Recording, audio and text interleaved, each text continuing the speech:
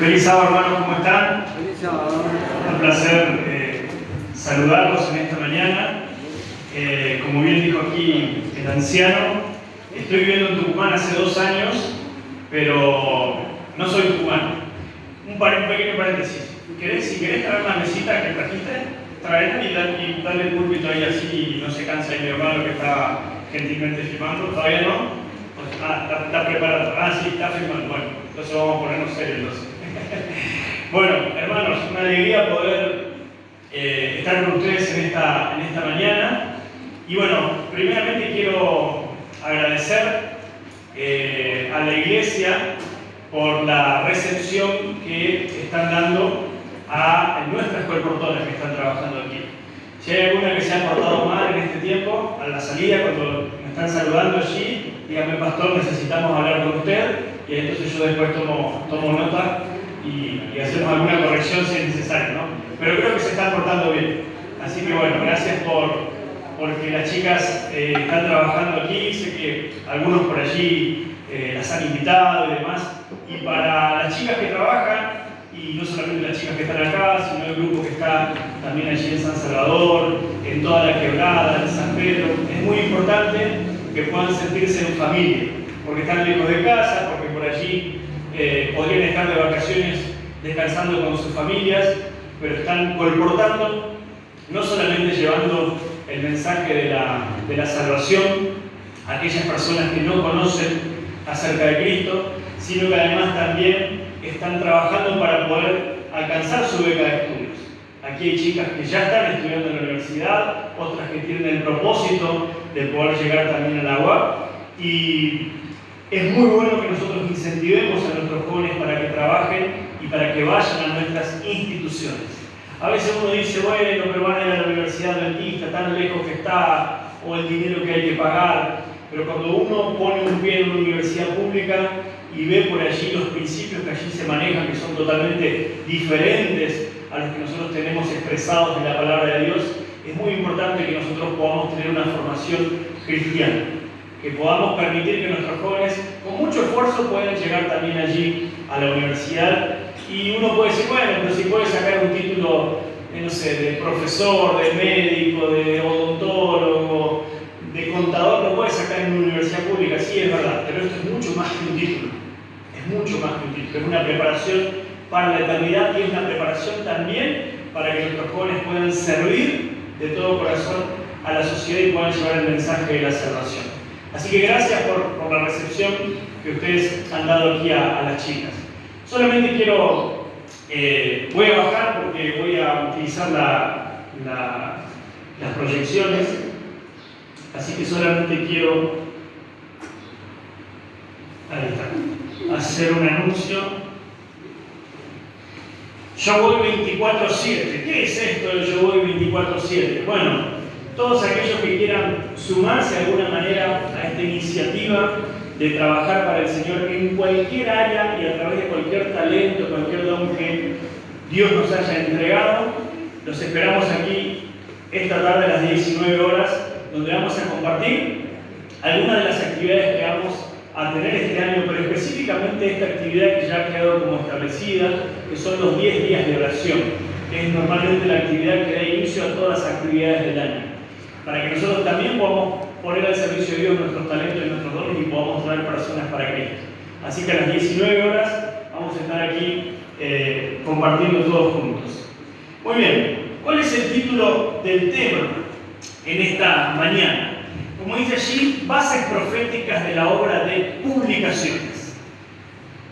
Yo quisiera que en esta mañana nosotros podamos, si nos vamos aquí a casa entendiendo el plan que Dios tiene para las publicaciones y cuál es el propósito y la misión que tienen las publicaciones de nuestra iglesia, yo voy a estar contento. Y cuando hablo de publicaciones, no solamente hablo del trabajo que los colportores realizan, en este caso las colportoras que están aquí en Perico, sino a través de todas las publicaciones que nosotros como iglesia repartimos. Y para eso, en esta mañana vamos a hacer un poquito de historia, ¿sí? Guillermo Miller, seguramente habrán escuchado nombrar acerca de él. Guillermo Miller era un granjero, allí aparece su fecha de nacimiento y también la fecha que se fue al descanso. Era un granjero que había pasado por muchas experiencias diferentes con el Señor. Fue creyente, después hubo un momento en su vida como que se alejó un poquito del Señor, peleó en la guerra civil allí en los Estados Unidos, en Norteamérica, y él cuenta puntualmente una situación en donde vio la mano de Dios y la providencia hizo que él volviera a buscar al Señor de todo corazón. Él cuenta que en la batalla de Plattsburgh él se encontraba como capitán de un regimiento y vio que el ejército enemigo lo multiplicaba en número. Y él cuando vio cómo se venía el ejército enemigo y vio a sus soldados, dijo, bueno, muchachos, hasta acá llegamos. Pero él después cuenta este testimonio y dice lo siguiente: si no hubiera sido por la mano de Dios, nosotros no hubiésemos prevalecido en esa batalla. Y esa situación hizo que él volviera a buscar al Señor de todo corazón. Y fíjense qué interesante. Dios a veces permite que nosotros pasemos por situaciones de riesgo, situaciones de prueba. ¿Para qué? Para que nosotros oremos más, para que nosotros leamos más la Biblia, para que nosotros aprendamos a confiar en Él. Y eso fue lo que él hizo. Así que él tenía un método muy particular de estudio de la Biblia. Él tenía en su biblioteca 2 libros solamente.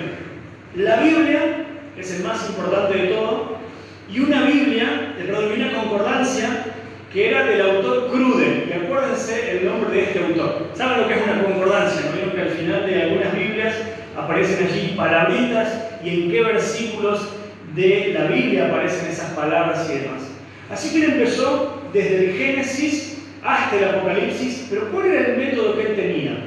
Él empezó allí, por ejemplo, Génesis 1 y decía allí lo siguiente: en el principio. Entonces él agarraba la palabra principio, iba a su concordancia bíblica y se fijaba en qué otras partes de la Biblia aparecía la palabra principio. Entonces él comparaba esos versículos con el versículo que estaba leyendo. En el principio Dios creó. Entonces él iba a la concordancia y buscaba la palabra creó y veía todos los versículos que aparecía esa palabra. Ese método particular de estudio lo llevó a leer la Biblia en 2 años.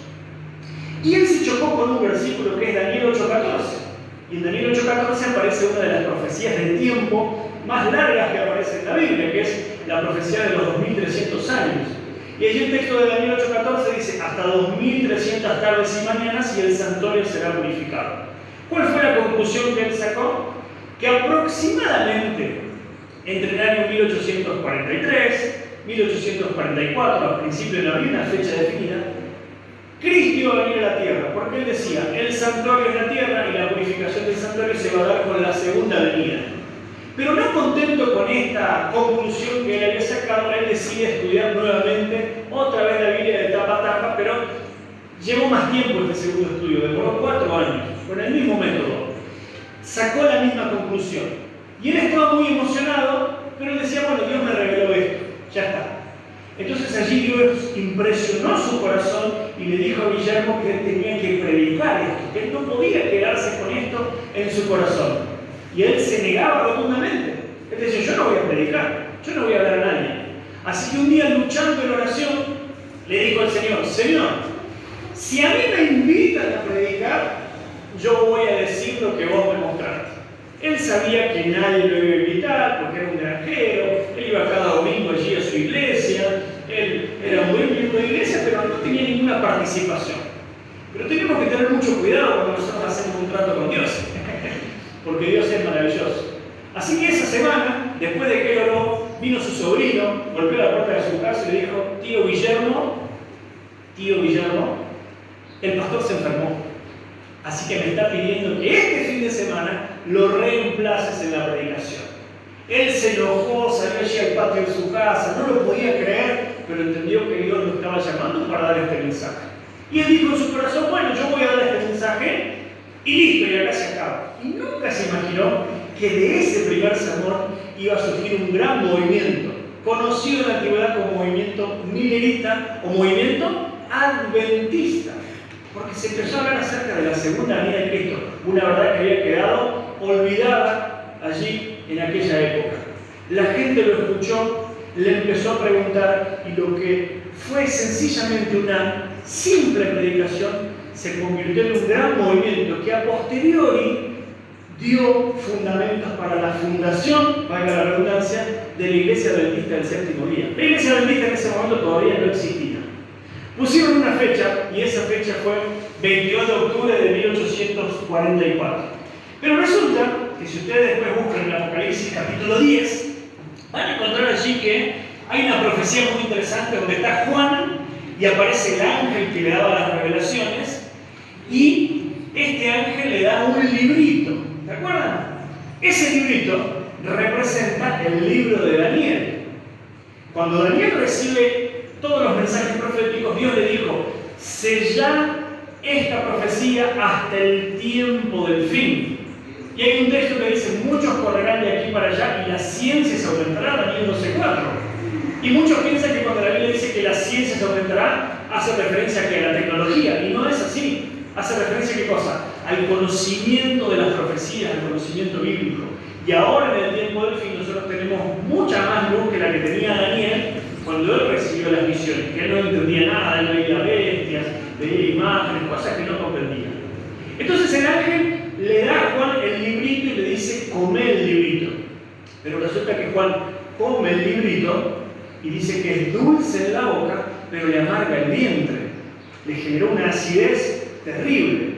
Y en aquel momento no existía el alical, el hepatalgina, no existía eso, así que él se sentía allí como que una sensación fea. Entonces, esa profecía indica el Gran Chaco, el 22 de octubre de 1844. Cuando los primeros creyentes adventistas, no digo adventistas del séptimo día, sino los que creían en Cristo y Daniel, claro, la promesa de la segunda venida era maravillosa. Pero cuando pasó el 22 de octubre y Cristo no vino, fue tremendo. Si ustedes ven la película que aparece allí en internet, cómo todo comenzó, se cuenta la historia del capitán José Bates, que se quedó prácticamente pobre porque vendió absolutamente todo lo que tenía para la predicación del Evangelio. Y allí en la película se muestra que el capitán Bates va a comprar pan y no le alcanza, y como la persona que vendía sabía quién era José Bates, le dijo: no se haga problema, cuando usted tenga dinero venga a pagármelo. Entonces de ese gran chasco surgieron por lo menos 3 grupos. Hubo un grupo que siguió poniendo fecha a la segunda venida de Cristo y dijo: no, Cristo va a venir. Pusieron fecha para la siguiente semana, para el siguiente mes, hasta que finalmente se disolvió.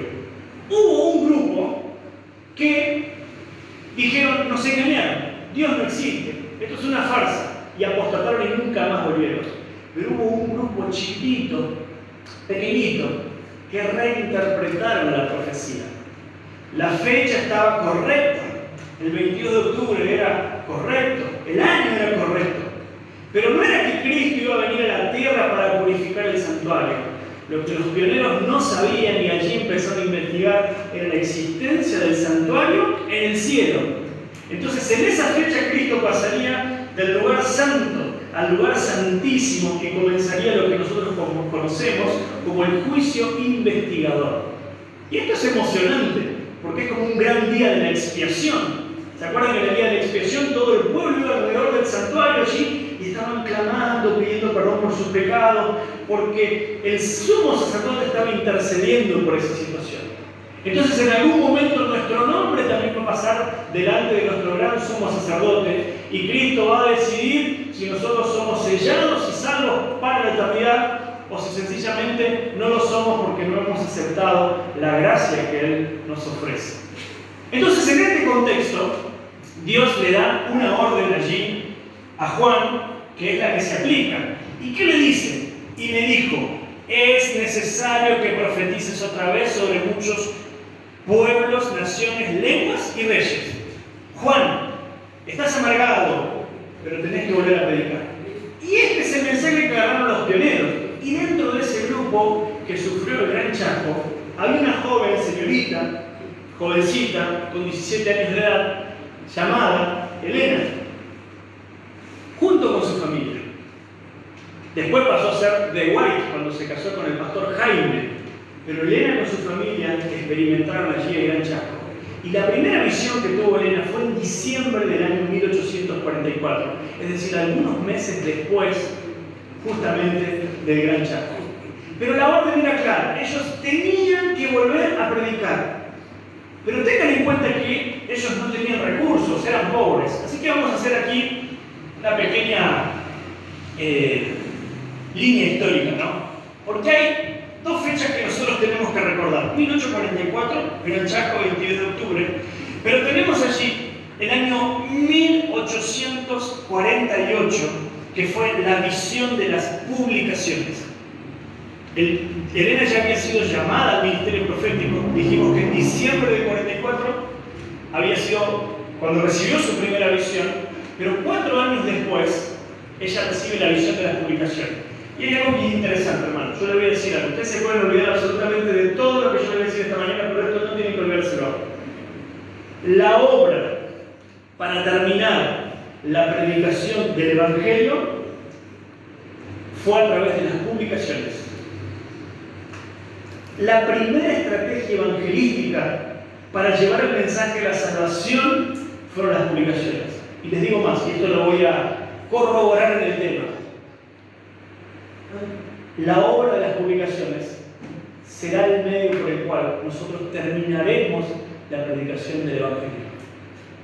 Así comenzó en 1848 y así va a terminar. Publicaciones. Esta es la importancia de las publicaciones. Ahora, ¿qué pasó en esos 4 años? Ellos sabían que tenían que salir a predicar, pero Dios no les decía cómo. Y es interesante porque Dios no mandó a Elena a construir un colegio, aunque después sí hay toda una obra educativa. No mandó a Elena a construir un sanatorio, aunque sí después hubo mucha inversión en la obra de salud. Mandó a Elena a imprimir un pequeño periódico. Así empezó la evangelización con los pioneros. ¿Qué decía esta visión? Esta foto me encanta, ¿no? Ahí está Jaime, ¿no? Como que agarrándose la cabeza, y Elena venía y le decía, no, bueno, tengo un mensaje para ti, le dijo, ese día, esa mañana, esa noche, no sé a qué hora habrá sido, ¿no? Tienes que empezar a imprimir un pequeño periódico y enviarlo a la gente. Será pequeño al comienzo, y acuérdense de esta parte, pequeño, chiquitito, un comienzo hasta diría pobre, y vamos a ver por qué digo esto.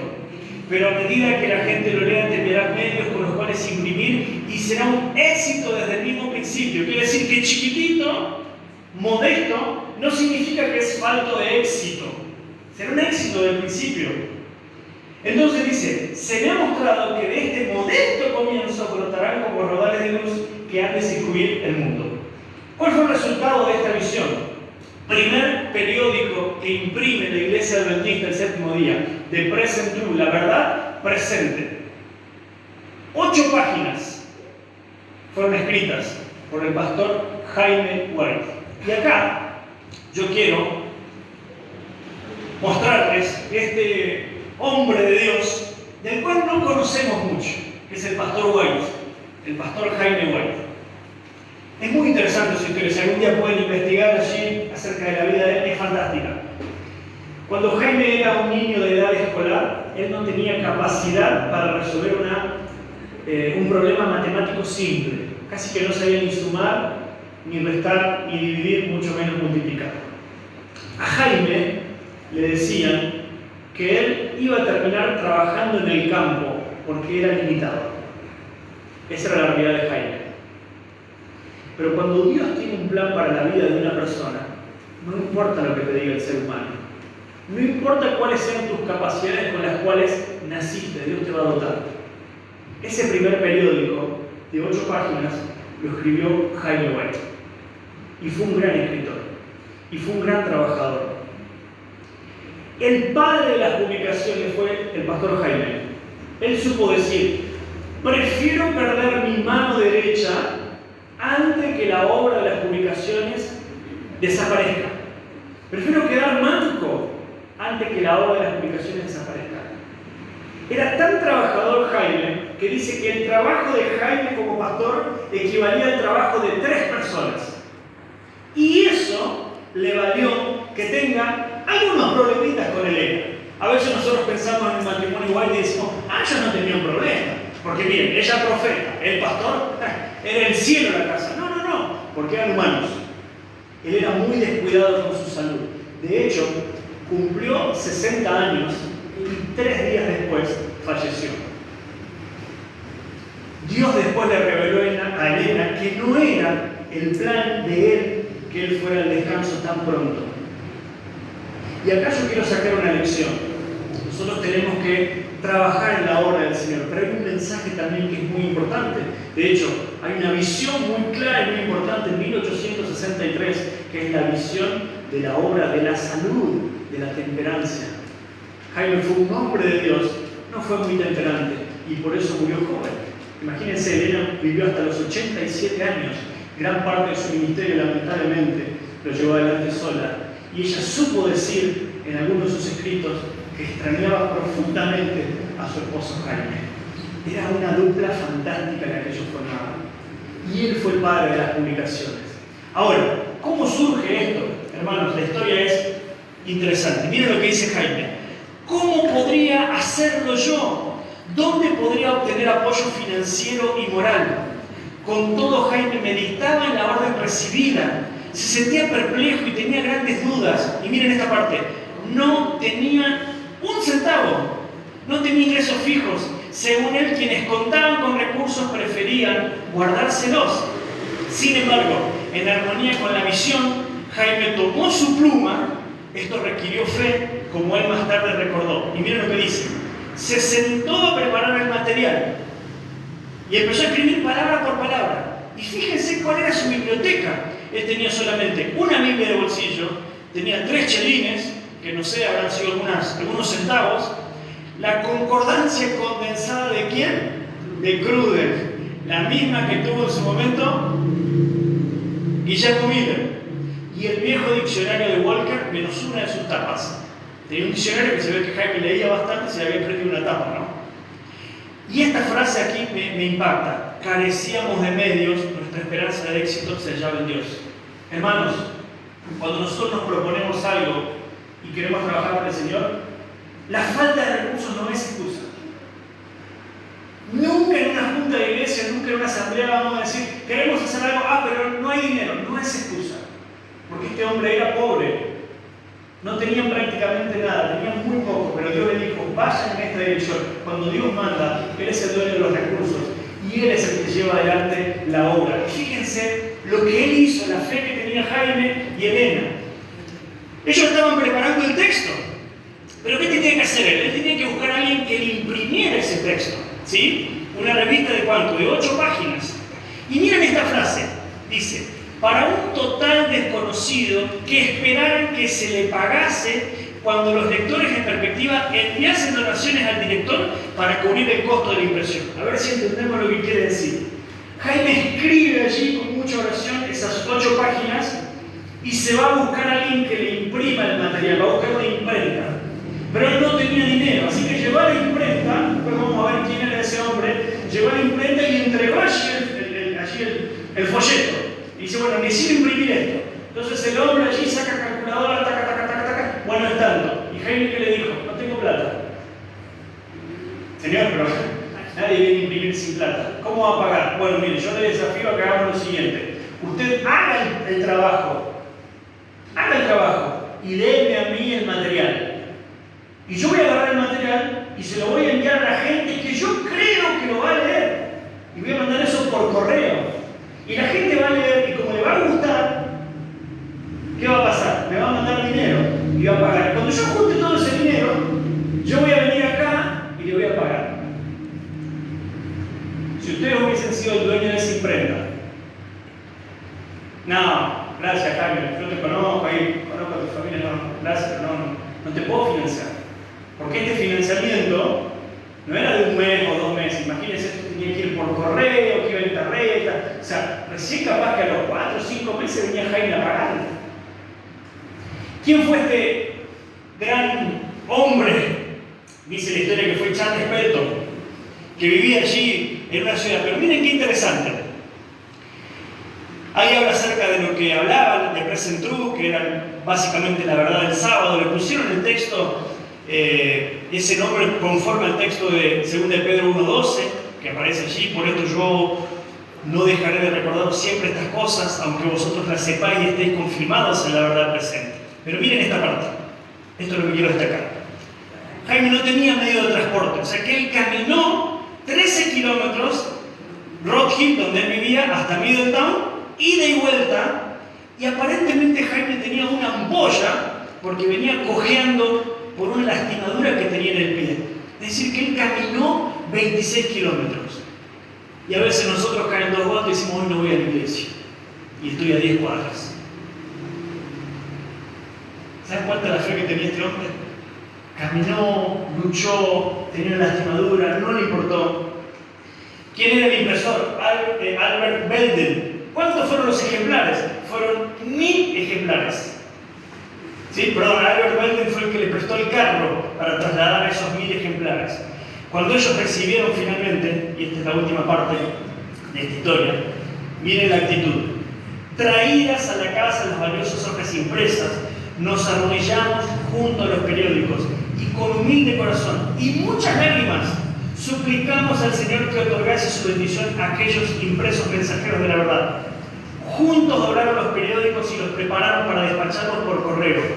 Jaime los dirigió a cuantas personas él pensaba que los leerían. Luego llevó los ejemplares en un maletín hasta el correo. Las visiones habían dado la seguridad de que Dios bendeciría a Jaime White al escribir estos mensajes y que recibiría dinero cuando los periódicos fueran enviados y leídos.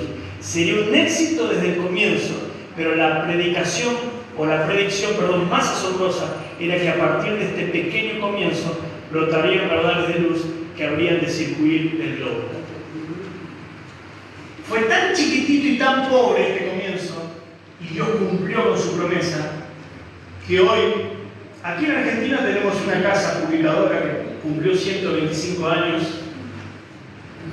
pero hay 60 casas publicadoras en todo el mundo que pertenecen a la Iglesia de Cristo. Ahora ustedes me van a decir, bueno, pastor, muy linda la historia. Genial, nos encanta Jaime, el espíritu, los pioneros, pero vamos a la recta final ya del tema.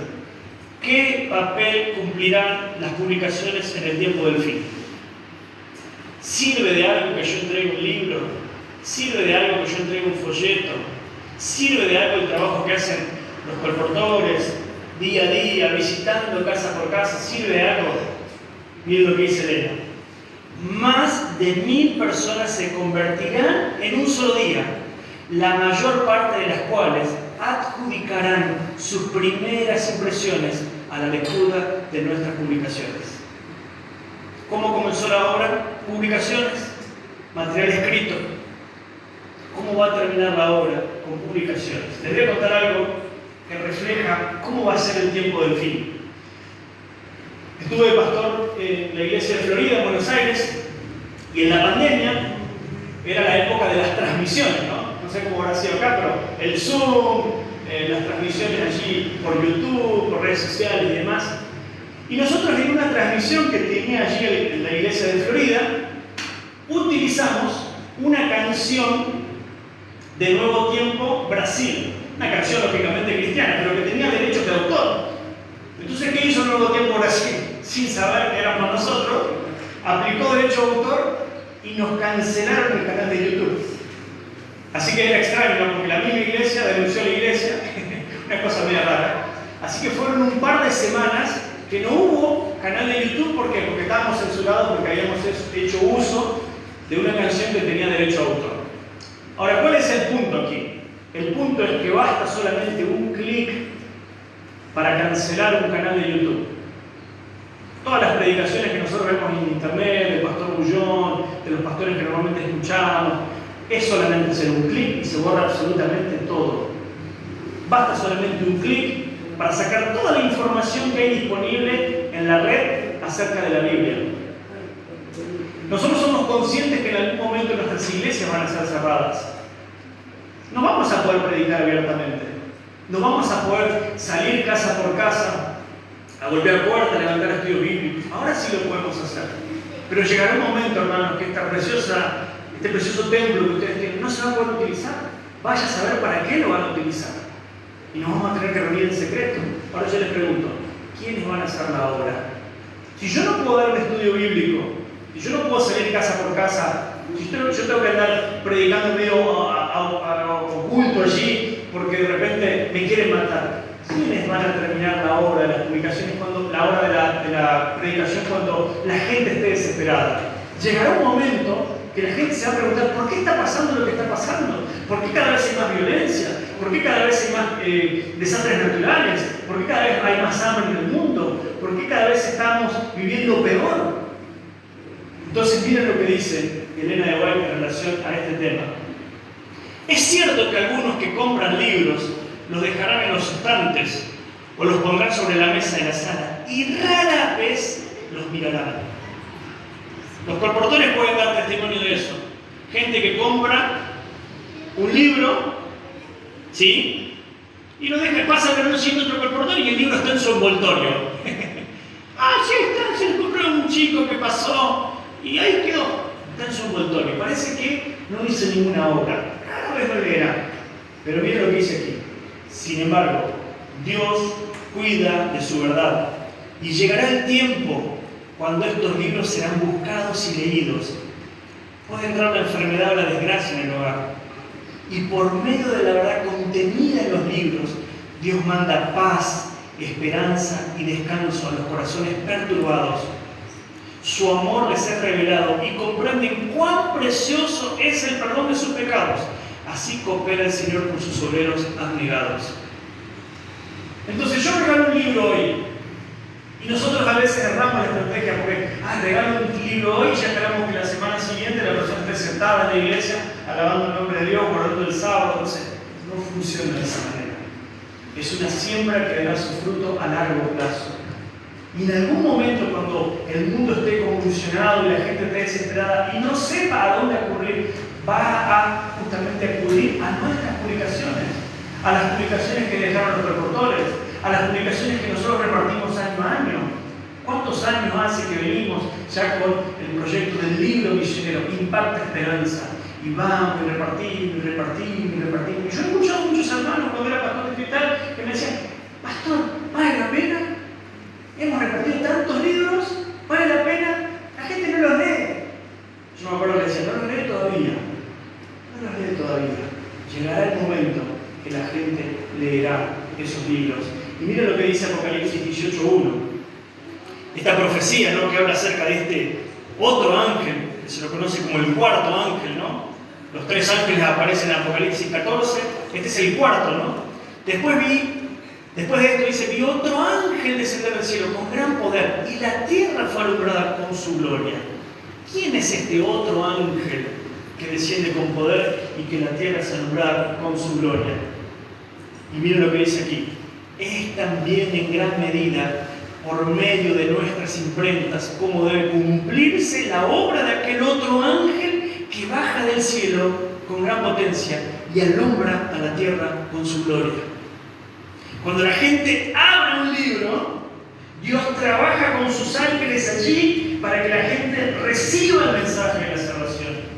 Y es un predicador que está allí en la casa. Yo digo que los libros son bombas activadas, están allí en los estantes y en algún momento explotarán y explotarán en cadena y traerán muchas personas a los pies de Cristo.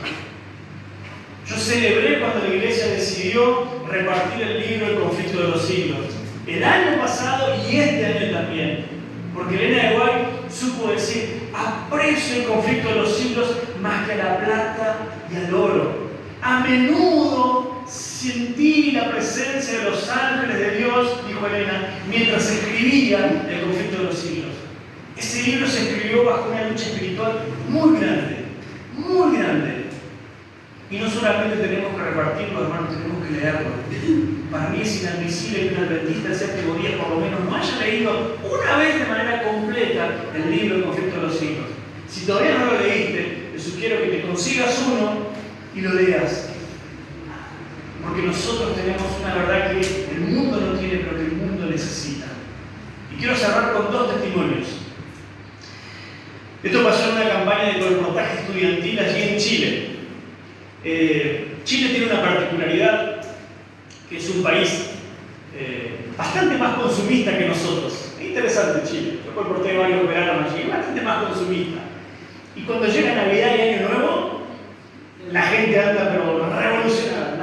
Las tiendas están abarrotadas de personas comprando. Si acá la gente compra, ya la gente compra mucho más. Entonces ir a colportar es difícil porque la gente no te atiende. Y allí estaban los colportores en víspera de Año Nuevo, y entonces decían, ¿qué hacemos? Porque queremos salir a predicar y la gente por ahí no nos atiende. Dijeron, vamos a ir al centro de Antofagasta, aquí en el norte de Chile, vamos a ir al centro de Antofagasta y vamos a regalar libros misioneros. Así que fueron allí, al centro de Antofagasta, el grupo de colportores estudiantes, y empezaron a regalar libros. De repente, aparece un hombre bien vestido, y se acerca a uno de los colportores y le dice, disculpame, dice, ¿qué están haciendo ustedes? No, bueno, por esta época, Navidad, Año Nuevo, estamos repartiendo unos libros que hablan de Dios, que hablan de la esperanza, que hablan de la Biblia. Entonces este hombre les dijo, no pierdan el tiempo. Ustedes piensan que toda esta gente, miramos, dice, miramos, están en cualquier otra cosa, no pierdan el tiempo. Y acá está la frase, estos que ustedes ven acá están bajo nuestro dominio. Y ahí al joven se le puso la piel de gallina. Están bajo nuestro dominio. Y ahí entonces el hombre le dijo que pertenecía a una iglesia satánica. Pero miren qué interesante. Hay un grupo de personas a los cuales todavía no hemos podido someter. Los adventistas del séptimo día. Ellos tienen una profeta ahí, Elena de White. Con ellos todavía no pudimos. Pero no pierdan el tiempo porque estos son todos nuestros. Y entonces el hombre le dijo, disculpame, ¿vos sos de alguna iglesia? Y el colportor allí le dijo, yo soy adventista del séptimo día. Y el hombre le dijo, yo ya lo sabía. No pierdas el tiempo acá. Entonces, en este momento que nosotros tenemos libertad, mis queridos hermanos, es el momento en el cual nosotros tenemos que distribuir publicaciones. Dejar esos libros que son esas bombas, y en algún momento esas bombas van a explotar. Y muchos atribuirán que conocieron el mensaje gracias a las publicaciones.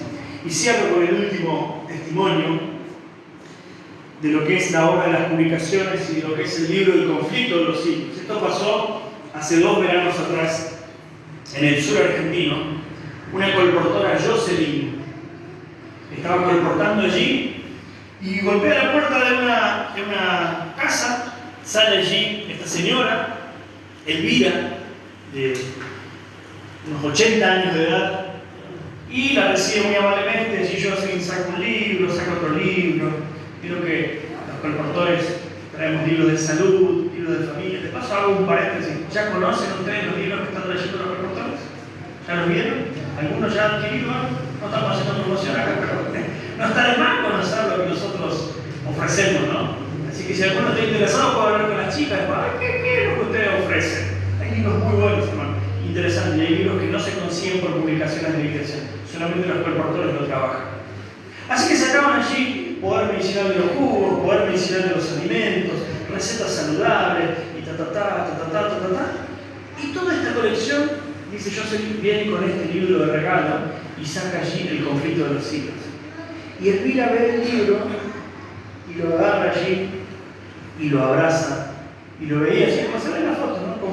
Con mucha nostalgia y mucho cariño. Y allí le contó la historia a Jocelyn y le dijo, cuando yo era niña, yo tenía una vecina que tenía este libro y me lo prestó para leer. Y yo lo empecé a leer allí con mucha paciencia y a poquito. Pero resulta que un día la vecina se mudó y la vecina logró algo que raramente logramos, que es recuperar un libro prestado. Prestamos un libro y es un camino de ida, normalmente no vuelve. Pero la vecina fue y le dijo allí a la mamá de Elvira, mirá, me estoy mudando, necesito recuperar el libro, y se lo llevó. Y desde entonces, Elvira buscó el libro del conflicto de los siglos y no lo consiguió. Y a los 80 años llegó una colportora y le ofreció el libro que ella buscó durante toda su vida. Es maravillosa la historia, hermanos, pero hay algo que nos tiene que hacer reflexionar. No todas las personas en el mundo van a vivir 80 años para recibir el mensaje de la salvación. no todas las personas. La obra de la predicación comenzó con publicaciones y la obra para terminar la predicación del Evangelio terminará también con publicaciones.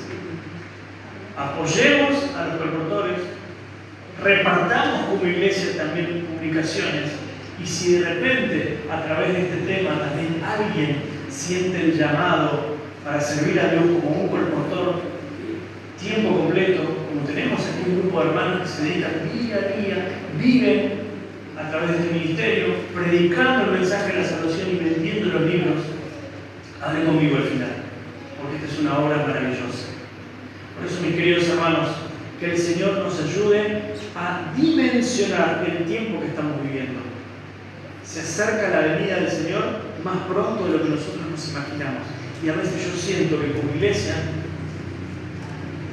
estamos en otra cosa, estamos desenfocados. Pero el Señor hoy está necesitando de vos que te conviertas en un mensajero que distribuya publicaciones y que lleve el mensaje de la salvación a aquellos que todavía no conocen al Señor. Amén. Amén.